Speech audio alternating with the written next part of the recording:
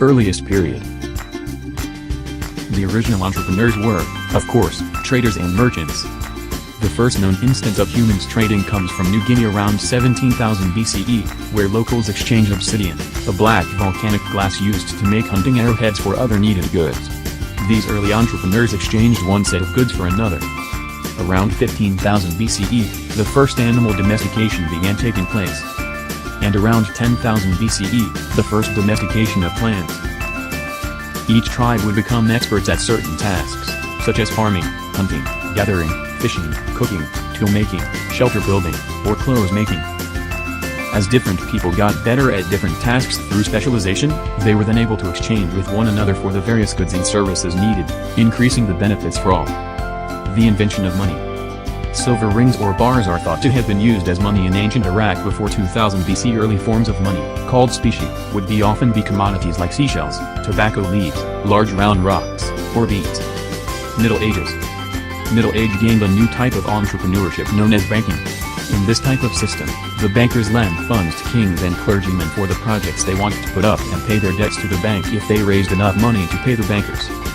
During the 15th century, Filipinos started to form an entrepreneurship with other near countries or islands in the country, barter where they exchanged goods and some information. Because of this, Philippines at this age became well known in the industry of trading in Asia. The connection of the risk with entrepreneurship developed in the late 17th century. An entrepreneur was a person who entered into a contract with the government to perform a service or to supply stipulated products. Richard Cantu, an economist and author in the 1700s, developed one of the earliest theories of the entrepreneur, where he viewed the entrepreneur as a risk-taker. The contract price was fixed, so entrepreneur would bear any profits, losses. 18th century. 18th century was the period of rapid industrialization, as a reaction to which many inventions developed. 18th century entrepreneurs. Johns Hopkins, net worth, USD $10 million at the time of his death, approximately 1/944th of US GNP. Samuel Crompton, he invented the spinning mule, a machine that revolutionized the industry worldwide. Thomas Newcomen, his ironmonger's business specialized in designing, manufacturing and selling tools for the mining industry. 19th century. In the late 19th century, entrepreneurs are simply distinguished as managers since they organize and manage enterprises for personal gain. Entrepreneurs during this century managed the materials, land, services, and capital required in the business.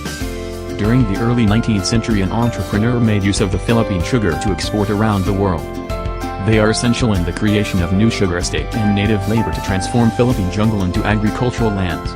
Some other products entrepreneurs produce or recreate were rice, sugar mills, textile industry, railroads and electricity. 20th century. During the 20th century, entrepreneurs are required to recreate or produce new pattern of production by an invention or innovation. In the 20th century, some Chinese entrepreneurs migrate here in the Philippines for economic and trade reasons. At this time, Filipino and Chinese entrepreneurs working hand in hand is not rare sight together with some Spanish mestizos. 21st century. Entrepreneurship is fast emerging as a transformational megatrend of the 21st century, given its capacity to reshape economies and industries throughout the world.